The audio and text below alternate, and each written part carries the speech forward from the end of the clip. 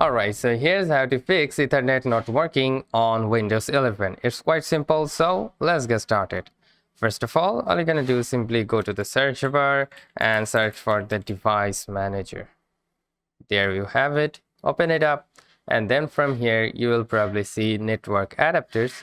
You need to again expand it, and then from here you need to find out the network adapter you want.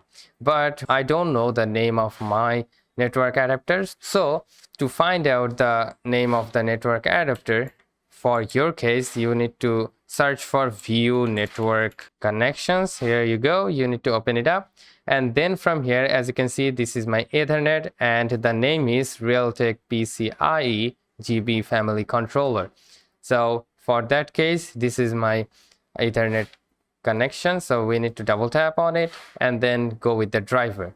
So first thing first, you need to go with the update driver and then tap on the search automatically for the driver. So if you have any update remaining, then it will show up here.